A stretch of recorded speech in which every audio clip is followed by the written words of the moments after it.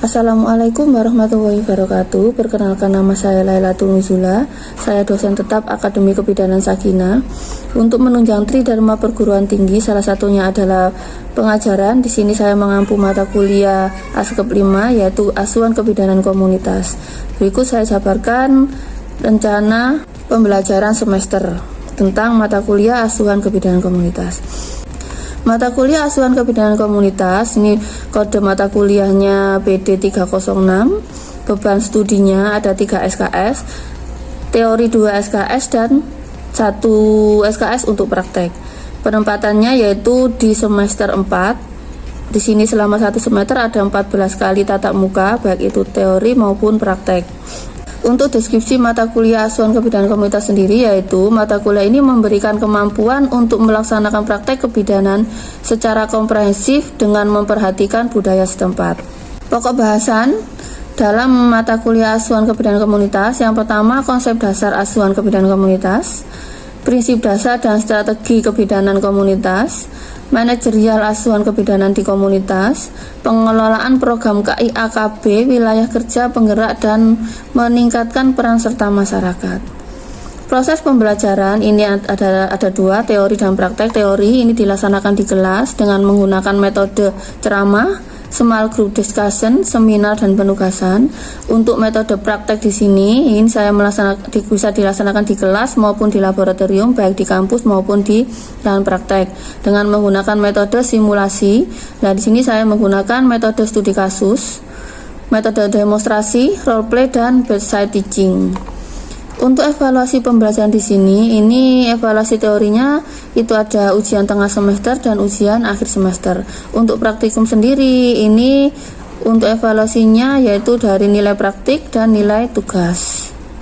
Capaian pembelajaran untuk asuhan kebidanan komunitas, yaitu setelah mengikuti perkuliahan asuhan kebidanan komunitas, mahasiswa semester 4 Akademi Kebidanan Sakinah mampu melaksanakan praktek kebidanan secara komprehensif dengan pendekatan manajemen kebidanan. Sumber, di sini ada beberapa sumber yang saya gunakan. Ya, salah satunya adalah sumber dari bahan ajar saya sendiri yang berjudul Kesehatan Reproduksi dan Pelayanan Keluarga Berencana. Terima kasih atas perhatiannya. Demikian penjabaran dari rencana pembelajaran semester dari mata kuliah Asuhan Kebidanan Komunitas yang saya ampu. Berikut saya lampirkan beberapa cuplikan pengajaran mata kuliah Asuhan Kebidanan Komunitas. Assalamualaikum warahmatullahi wabarakatuh. Waalaikumsalam warahmatullahi wabarakatuh. Minggu kemarin itu kita membahas tentang pengorganisasian dan hubungan kesehatan ibu dan anak dengan P4K. Kalau hari ini kita kan akan bahas tentang P4K. Kalau kemarin kan posyandu dan dasar wisma. Ada tanyakan untuk pertemuan minggu kemarin? Ya, ada semua ya. Untuk minggu ini akan kita lanjutkan dengan pengorganisasian dan pengembangan kesehatan ibu dan anak dengan P4K. Kita tujuannya setelah mengikuti perkuliahan, ya, mahasiswa mampu melakukan perorganisasian dan pengembangan kesehatan ibu dan anak dengan P4K. Jadi setelah mendapat perkuliahan ini, nanti kalian itu di masyarakat atau di puskesmas, kalian bisa menggunakan P4K untuk meningkatkan kesehatan ibu dan anak. Nah, ini pengertian dari P4K sendiri. P4K adalah kepanjangan dari Program Perencanaan Persalinan dan Pencegahan Komplikasi. Itu P4K. Ya. Yang artinya sendiri yaitu merupakan suatu kegiatan yang difasilitasi oleh bidang desa di desa dalam rangka peran aktif suami, keluarga, dan masyarakat. Jadi itu P4K. Kita melibatkan bukan hanya suami, tetapi keluarga juga kita libatkan dalam merencanakan persalinan yang aman dan persiapan menghadapi komplikasi bagi ibu hamil. Ini dimulai P4K itu ketika ibu hamil, ya. Ketika pemeriksaan ibu hamil itu sudah kita deteksi dini apa ibu hamil terjadi komplikasi atau tidak. Itu fungsinya P4K. Termasuk perencanaan penggunaan KB pasca persalinan dengan menggunakan stiker sebagai media notifikasi sasaran dalam rangka meningkatkan cakupan dan mutu pelayanan kesehatan bagi ibu dan bayi baru lahir. Tidak berhenti di persalinan, ya, tetapi juga Tuh, ini ya pengertian P4K-nya.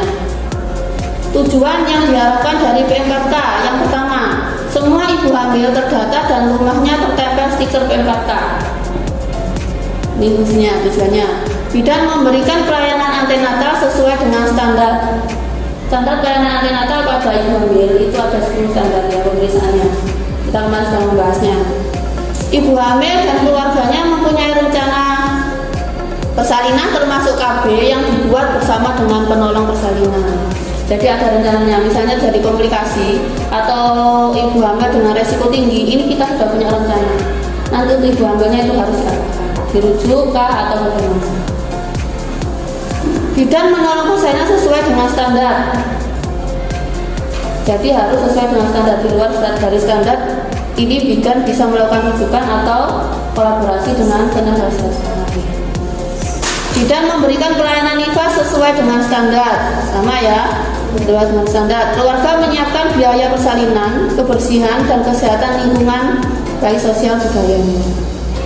Contohnya untuk biaya persalinan ini kemarin kita sudah membahasnya. Contohnya apa saja untuk persalinan? Tabulin, ya. Terus apa lagi? Dana desa dipakai untuk proses atau biaya untuk proses persalinan. Yang berikutnya adanya keterlibatan tokoh masyarakat, baik ini kepala desa, ya RT RW itu tokoh agama itu juga dilibatkan sini. Dan forum peduli KIA atau Pokja, Posyandu dalam rencana persalinan termasuk KB pasca persalinan sesuai dengan perannya masing-masing. Lain tokoh masyarakat juga ada forum peduli KIA, ini juga dilibatkan. Untuk tujuan berikutnya, ibu mendapatkan pelayanan kontrasepsi pasca persalinan. Jadi tidak harus menunggu 40 hari ya. Setelah persalinan bisa dipasang IUD. Ya, namanya IUD pasca persalinan. Adanya kerjasama yang mantap antar bidan, petugas pustu, forum peduli KIA, dukun bayi dan pendamping persalinan. Pendamping persalinan bisa suami, bisa keluarga, ibu atau mertua. Komponen stiker P4K, fasilitas aktif oleh bidan. Jadi ini yang fasilitasi pertama itu bidan. Mulai dari nanti pendataan ibu hamil, ya di daerah mana atau di misalnya di desa ini di RT berapa, itu nanti fasilitasnya pertama bidannya. Terus setelah itu nanti koordinasi dengan kadernya. Itu fasilitas aktif oleh bidan. Operasional P4K dengan stiker. Setelah pendataan ya ibu hamil kita dapatkan resiko tinggi, itu kita tempel stikernya di depan rumah. Itu fungsinya agar nanti kalau misalnya ada warga ya yang melihat stiker itu, dia akan tahu itu berarti ada ibu hamil dengan resiko ya. Jadi kalau misalnya terjadi apa-apa itu tetangganya kiri kanan bisa langsung sigap waspada ya. Itu fungsinya. Ini sistem registrasi dan pencatatan ibu hamil oleh bidan. Yang pertama dari ibu hamil, ya. Ada tanda panah tanpa putus-putus, itu alur pelayanan. Kalau putusnya agak besar diserahkan ke bumil. Yang pendek-pendek intervensi atau tindak lanjut yang dilakukan. Dari ibu hamil pertama, ibu hamil di sini ini bisa didata dari atau dapat diperoleh datanya dari masyarakat dan kader.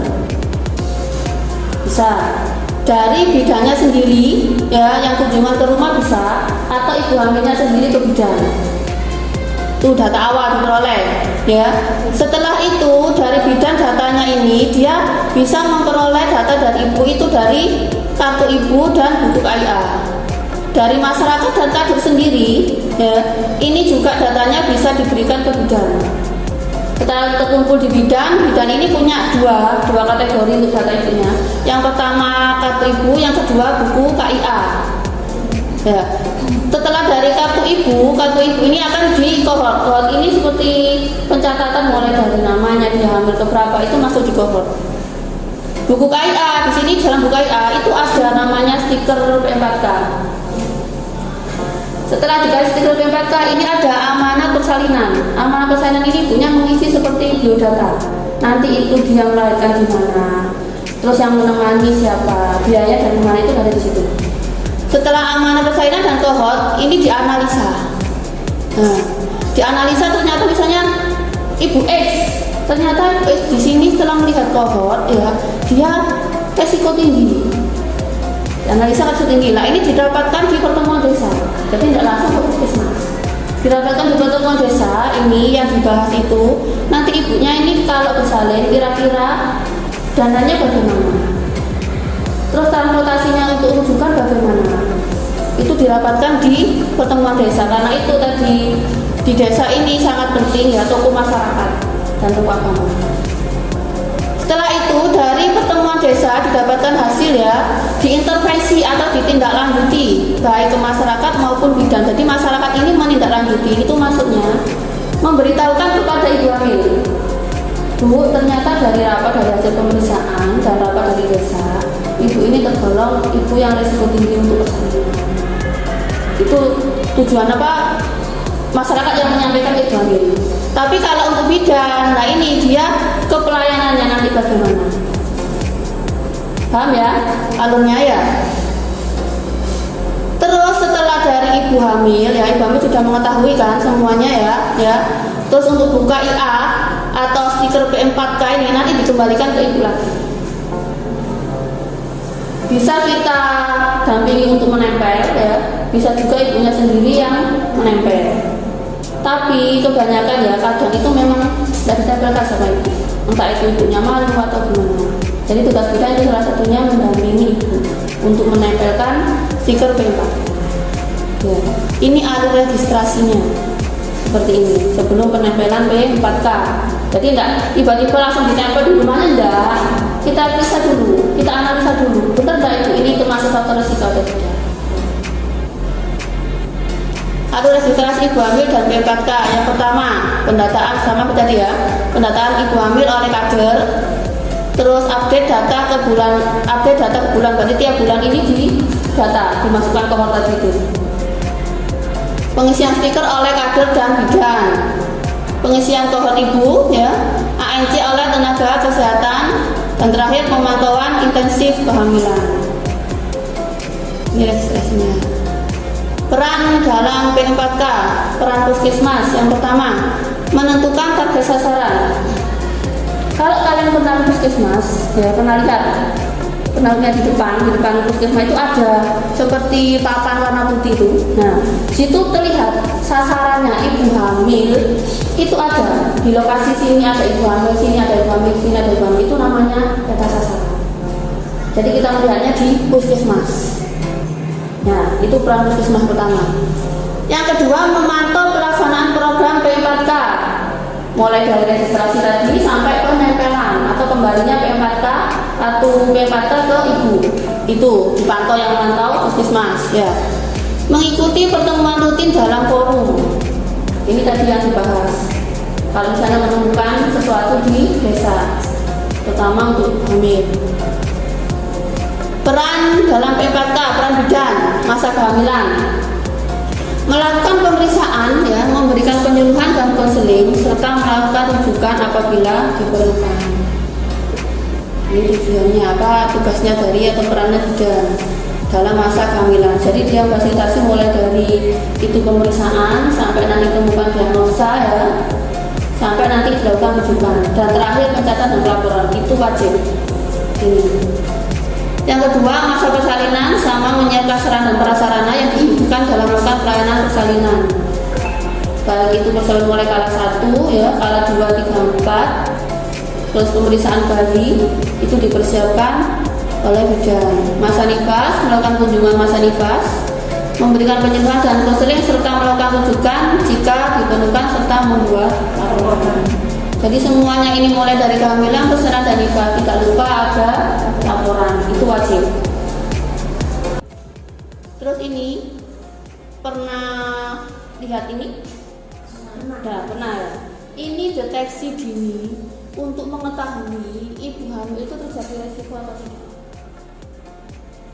Namanya kartu skor Puji Rohayati. Nah, sini ada tertera beberapa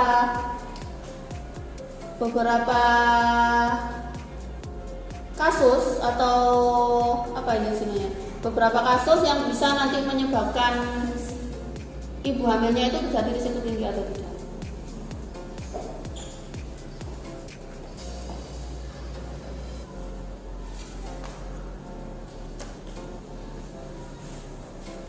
Nah, di sini ada faktor risiko yang pertama ya. Pertama ini screening deteksi dini ibu resiko tinggi. Ada nama ya, alamat ibu ya, umur ibu, pendidikan, dia hamil keberapa, itu dicantumkan ya.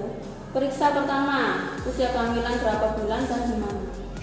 Ini wajib diisi.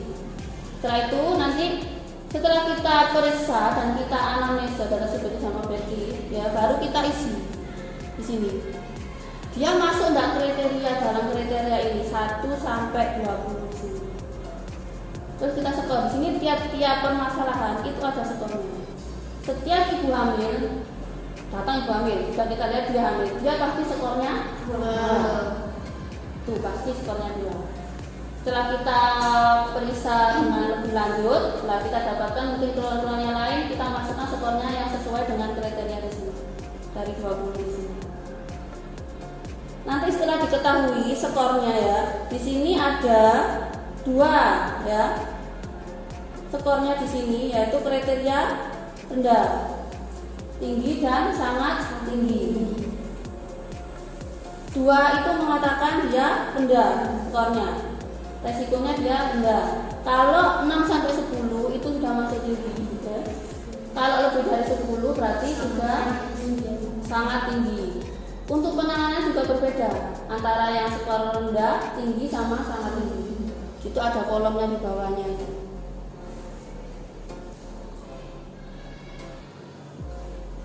Kita lanjutkan peran berikutnya yaitu peran dukun. Memang untuk sekarang dukun itu kan memang jarang ya, tapi kita tidak bisa menghilangkan dia langsung ya, jadi tetap kita gunakan atau kita berdayakan. Ini ada peran dukun pada masa hamil, dia hanya memotivasi ibu untuk melakukan pemeriksaan kehamilan. Itu maksudnya perannya, karena kadang-kadang kan masyarakat itu kan lebih dekat dengan dukun daripada ke bidan. Nah, mungkin dengan motivasi bidan atau dukun di sini, ibu hamil mau periksa ke bidan. Masa persalinan mengantarkan calon bulin ke bidan. Bukan dia yang mau persalinan, tapi dia hanya mengantarkan. Kalau dia mau menemani, boleh, ya, silakan menemani ibu bersalin bisa, tidak apa-apa. Tapi tetap yang menolong persalinan itu tetap tenaga kesehatan atau bidan. Masa nifas merawat ibu setelah melahirkan bisa, ini tugasnya kan hanya merawat kan ya, bisa bantu untuk memandikan bisa, atau mungkin dia memandikan bayi bisa, masih bisa juga. Biasanya buat partner. Nah ya benar sekali, kolaborasi antara dukun sama bidan buat partner benar. Ya itu tadi kita tidak bisa menghilangkan ini karena memang kebanyakan itu masyarakat itu lebih istilahnya itu lebih percaya atau lebih tenang dengan dukun daripada bidan. Peran forum peduli KIA melakukan pertemuan rutin yang difasilitasi oleh bidan, memberikan masukan untuk pemantapan pelaksanaan P4K, melakukan up to date data bulanan KIA, membahas hambatan yang terjadi dalam pelaksanaan P4K dan bagaimana mengatasinya. Yang kelima, memantau kesiapan masyarakat dalam berpartisipasi. Ini tugasnya dari peran forum peduli KIA. Ini komponen dalam buku KIA. Di sini ada informasi cara memelihara dan merawat kesehatan ibu dan anak, catatan kesehatan ibu yang hamil, bersalin dan nifas, catatan kesehatan dan perkembangan anak, semuanya ada di buku KIA. Jadi ibu hamil itu ketika dia pertama kali periksa, dia diberikan buku KIA. Di dalam sini itu isinya dia mulai dia hamil sampai nanti tumbuh kembang bayi, itu di situ informasinya ada. Lengkap. Jadi kita himbau ke ibu, Bu ini buku KIA kita berikan, tapi bukan hanya sekedar periksa di bawah sampai rumah kita taruh saja, harus dibaca. Ya, itu karena banyak informasi yang dibutuhkan oleh ibu hamil, bersalin, nifas maupun bayi dan anak. Ini contoh stiker P4K. Ya, pernah lihat kan? Mungkin di tetangganya ada seperti ini. Pernah lihat ada? Nah, jendela, ini jendela. Itu diisi nama ibunya siapa ya, sasaran persalinnya kapan, penolak persalinan, tempat persalinan, pendamping persalinan siapa, ini diisi semuanya. Ini salah satu dari fungsi dari P4K. Ini saya ada contoh kasus untuk pengisian KSPR. Ya. Ini bisa kelompokkan, ya, bisa dilihat tanda terlalu kecil tulisannya. Nanti kita baca bersama-sama pengisiannya. Kelihatan kan? Ya. Nah, ini di sini ada kasus, bisa dibaca bersama-sama. Nyonya Witri usia 38 tahun, hamil pertama kali. Jadi 38 dia baru hamil, ya. Belum pernah guguran, datang ke puskesmas Mawar dengan alamat rumah di Dahlia nomor 23. Ya. Profesi ibu sehari-hari, ibu rumah tangga, pendidikan terakhir SMK, ya. Periksa untuk pertama kali dengan tenaga kesehatan di Puskesmas Mawar saat ini tanggal 8 Maret 2020. Ya. Menurut ibu, usia kehamilannya sekarang ada 6 bulan. Jadi ini perkiraan ibunya, karena dia tidak pernah periksa, baru periksa pertama kali. Dia perkiraan 6 bulan. Ya. Padahal sebenarnya kalau ibu hamil itu mulai dari pertama dia tidak datang bulan harus segera periksa melengkapi KM. Ya. Menurut ibu usia kehamilan 9 bulan, ibu pertama mens terakhir tanggal 21 September 2019. Hasil pemeriksaan tekanan darah 110/70 mmHg, kadar Hb-nya 11 gram persen, tinggi badan ibu 143. Ya. Lakukan pengisian KSPR pada kasus tersebut. Jadi kita menganalisa. Sekarang kita lihat. Kita isi ya. Nama, umur ibu sudah kita isi. Ya, sudah. Ya. Ya.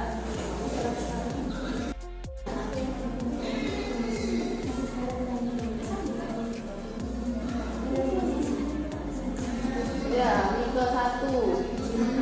Terakhir tanggal berapa ya?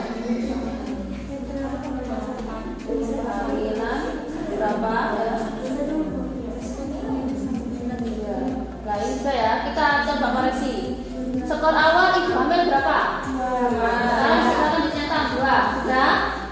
Kita lihat dulu, dia pada itu berapa? 6 bulan. 2. Jadi di kolom bulan. Ya, cetak. Nah, sudah ya, skor awal ibu hamil 2, berarti 2 ya. Terus kasusnya ada lagi. Usianya 38 tahun. Di sini tertera usianya lebih dari 35. Terus dari tinggi badan, saya lihat tadi ya. Tinggi badan ibu 143. Kalau di sini kurang dari 145 masuk risiko ya. Ya, berarti dia masuk kurang dari 145. Nomor 7. Ya, udah ya. Terus yang terakhir dia Hb-nya 11 gram. Masuk anemia? Iya. Ya. Anemia. Berarti masuk di sini, masuk di mana? Masuk di nomor 11 yang A. Kurang darah. Nah, masuk di situ. Sudah, ada lagi? Sudah ya? Dari sini sudah? Sudah, silakan di skor sekarang. Jumlahnya berapa? 14. Kalau dari kriteria di bawah ini, kalau 14 masuk mana? Sangat tinggi. Resiko sangat tinggi karena lebih dari 12. Untuk pertolongannya bagaimana? Rujukannya? Dia harus melahirkan di mana? Rumah sakit. Ke rumah sakit. Ya, jadi dia harus melahirkan di rumah sakit. Ya. Rujukannya RDB, RDR atau RDW? RDB rujukan dini berencana, RDR rujukan dalam rahim, RDW rujukan tempat waktu. RDB rujukan dini berencana. Kenapa kok rujukan dini berencana? Resikonya tinggi, tapi keadaan janinnya dia sehat. Kondisi ibunya juga sehat. Rujukan dini berencana. Kalau misalnya kita ketahui ternyata janinnya bermasalah, berarti kita ke rujukan RDR. Ya, rujukan dalam rahim. Kalau RDW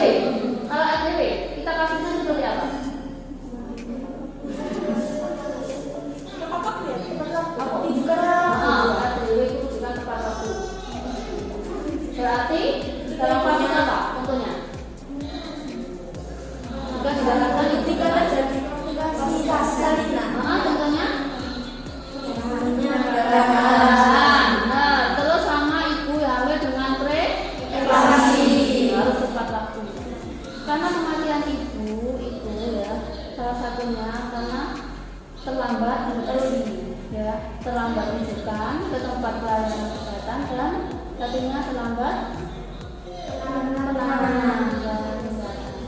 Jadi fungsinya KSPR ini ya, setelah di KSPR ternyata ketemu resiko, kita tempelkan di kita berdata di tiket P4 tadi. Kalau memang dia dalam kondisi dalam berusaha seperti preeklampsi, ya memang harus segera